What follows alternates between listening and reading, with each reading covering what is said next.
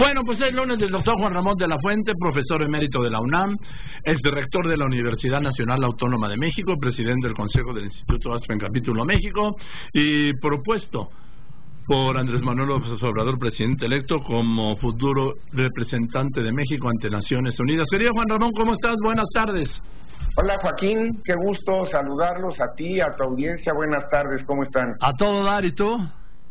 Pues aquí venía yo escuchando una parte del mensaje del presidente. Seguramente ya a partir de estos momentos y durante los siguientes días escucharemos pues análisis, puntos de vista, debate. Cada quien sacará sus conclusiones, porque así debe ser. Al final pues uno se formula un juicio. Yo creo que lo que es importante, Joaquín, es que en estas nuevas dinámicas en las que creo que vamos entrando por la conclusión de un periodo de gobierno, el inicio de otro, el que se pongan sobre la mesa temas que son de por sí controvertidos y complejos, es necesario, conveniente por lo menos, que seamos lo más precisos que nos sea posible, para que en todo caso los comentarios o los debates que sobre algunos de estos temas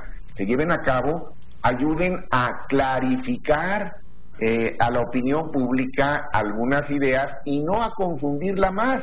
Me refiero, por ejemplo, a un tema que ha vuelto a tomar importancia en los últimos días y que me temo, Joaquín, que va a estar con nosotros de manera recurrente en las próximas semanas, que tiene que ver con el problema de las drogas, que está presente al hablar de violencia, que está presente al hablar de corrupción, que está presente en el ánimo de muchísimas familias que tienen que lidiar de manera mucho más directa con estos temas, y precisamente por ello, qué bueno que se debata, qué bueno que se vuelvan a contrastar puntos de vista, pero ojalá todos seamos muy precisos para no caer en generalidades o en conceptos que francamente se malinterpretan. Por ejemplo, yo he percibido en estos últimos días, al hablar nuevamente del tema de la amapola y de sus derivados y de qué hacer con estos sembradíos que tenemos, pues que sigue habiendo una confusión. Muchas personas usan de manera indistinta la palabra opioides de la palabra opiáceos. Bueno, no son lo mismo. Mucha gente plantea que la heroína y el fentanilo, por ejemplo, que están tan de moda por los estragos que están causando en los Estados Unidos, los dos provienen de la amapola, lo cual no es cierto. Es decir, el enfoque de salud pública al problema de las drogas, que es el que yo he favorecido desde hace mucho tiempo, nos obliga, para empezar, a reconocer que las drogas son distintas, que cada una tiene un efecto sobre la salud que es diferente, y en consecuencia debemos tratar de ser muy cuidadosos, Joaquín, para no confundir más, porque además el problema, fíjate, te voy a dar un dato que a lo mejor no lo tienes, que para mí fue reciente.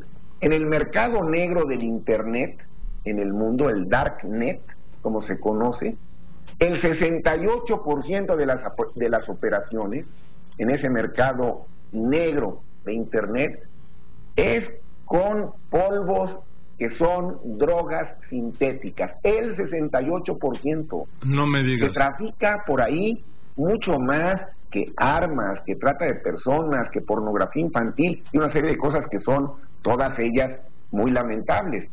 Pero esto te da una idea, le da una idea al auditorio de la cantidad de nuevas sustancias que se están desarrollando de manera sintética. Tenemos que ser muy claros, no son lo mismo los productos naturales que los sintéticos.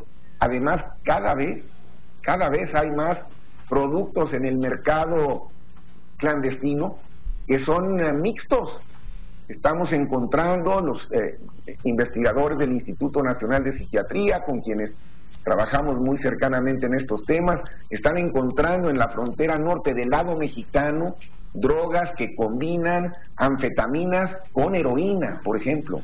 Hay una nueva sustancia que se conoce en el mercado negro como el white chine, el China White, que es una mezcla probablemente de anfetaminas con fentanilo. Es decir, tenemos que ser muy cuidadosos, muy claros, porque si no empezamos hasta por descalificar el planteamiento del problema. Qué bueno que hay el ánimo, porque yo así lo percibo en la opinión pública y desde luego en algunos colaboradores del próximo gobierno que entrará en funciones el 1 de diciembre, en retomar el tema. Hagámoslo con cuidado y sobre todo con precisión. No descalifiquemos planteamientos a priori, porque entonces no vamos a llegar a ningún lado, y me parece que podemos avanzar muchísimo en el debate público y somos muy precisos y somos muy puntuales. Por supuesto hay puntos de vista diversos y disímbolos, no estamos de acuerdo en todo y qué bueno que así sea. Ojalá también podamos llegar a algunas formulaciones que nos permitan avanzar en estos temas. Y en la misma línea, Joaquín, me gustaría tocar brevemente otro tema, porque lo abordé en una entrevista en el Universal al referirme, la vi esta mañana. Esta mañana, al referirme al desvío de recursos que ha habido del programa del Seguro Popular en algunas entidades federativas. Bueno, esta es una parte importante, me parece, de los temas que hay que resolver, pero tengo yo justamente que ser muy puntual. Este desvío de recursos del programa del Seguro Popular por parte de algunos gobernadores, no de todos, evidentemente no me estoy refiriendo a las áreas centrales de la Secretaría de Salud. De hecho, quien ha hecho las denuncias más contundentes sobre este desvío de recursos, y hay que decirlo, porque lo conozco, tú también, me refiero al secretario, al doctor Narro, exrector, secretario de Salud, que él ha encabezado las denuncias en el desvío de estos recursos del Seguro Popular. Es decir, el problema ha estado en la forma como se instrumenta este programa. Desde que se diseñó, se dejó de manera totalmente suelta y a discreción de los gobernadores. Y entonces, a lo largo de estos años, ha habido gobernadores que han hecho muy bien su trabajo, con enorme pulcritud, tienen los mejores índices de salud en sus respectivas entidades, y hay otros que han desviado esos recursos. Bueno, hablamos de precisión, hay que focalizar los problemas. El próximo gobierno tendrá la tarea ineludible de focalizar bien las áreas de problemas para poder encontrarles soluciones. Y finalmente, en la línea de salud, Joaquín, una preocupación que quiero plantear, porque me parece que puede ser de consecuencias graves y no la estamos viendo con tanta claridad. En el memorándum que se firmó entre México y los Estados Unidos en relación a este nuevo acuerdo, en los términos que quede, en ese memorándum hay una cláusula que se refiere a la propiedad intelectual de los llamados productos biotecnológicos, de las medicinas biotecnológicas, Joaquín. Y este es un tema muy delicado, porque si queda como aparece en ese memorándum, se les van a dar 10 años más de protección a esa propiedad intelectual, con lo cual quiere decir que no va a ser posible elaborar medicamentos genéricos de nueva generación. Estos productos llamados biotecnológicos son muy importantes, son el futuro de las medicinas en muchísimos casos.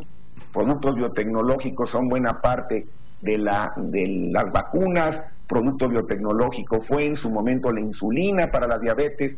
Productos biotecnológicos son aquellos que surgen de la ingeniería genética, son las medicinas del futuro. Y caray, aquí otra vez, como médico, francamente, a mí me preocupa que se quede esa cláusula así. Otros 10 años más de protección intelectual nos dejan sin posibilidades, creo yo, de desarrollar medicamentos genéricos que han sido la solución para muchísimos pacientes que de otra manera no hubieran tenido acceso a las medicinas. En fin, lo que estoy pues simplemente tratando en un abanico de temas de decir qué bueno que se estimule el debate, todos estos temas son importantes, procuremos hacerlo con precisión, con la mejor documentación de que seamos capaces y con respeto a los puntos de vista que no coinciden con los nuestros, porque bueno, pues esta es parte de la pluralidad que por fortuna llegó para quedarse. Así que 3 notas el día de hoy en este lunes de informe, pues para abrir semana, Joaquín, y para que tu audiencia saque de ellas la conclusión que mayor consideración le merezca. Yo creo que de las 3 son centrales, doctor de la Fuente. ¿Por qué? Porque estamos hablando del tema del uso de la marihuana, porque estás hablando de la confusión que hay entre las drogas naturales y las sintéticas y el auge de estas últimas. Este dato que me diste fue devastador. 68% del comercio del Darknet es de drogas sintéticas. Y este último punto que estás señalando, ¿sí? Entonces, además, por supuesto, del desfalco de algunos gobernadores del Servicio de Seguro Popular, que es el único servicio que tienen millones de mexicanos, el único servicio médico que tienen millones de mexicanos. Así es, Joaquín. Pues bueno, seguramente vamos a seguir encontrando muchos temas de qué platicar todas las semanas y que pues nos permitan a todos ir encontrando el mejor balance con los elementos objetivos que tenemos. Y son todos ellos temas complejos. Y lo que señalaste de esto de la letra chiquita, que ya se conocerá, cuándo, no sé cuándo, pero en algún momento, pero poco a poco, como tú lo estás señalando, el tema de condenar al país a una década perdida en materia de productos médicos. Productos médicos de frontera, que además son los que se están utilizando por los problemas que tenemos con el cáncer de manera señalada, con la obesidad y las enfermedades metabólicas. Pues sí, me parece que es un tema que no es menor y de una vez, si así viene, pues que se haga el análisis cuidadoso de las consecuencias que puede tener. En fin, gracias Juan Ramón, te mando un abrazo. Buena semana, Joaquín. Igualmente, el doctor Juan Ramón de la Fuente, profesor emérito de la UNAM, es rector de la misma Universidad Nacional Autónoma de México, presidente del presidente del Consejo del Instituto Aspen Capítulo México.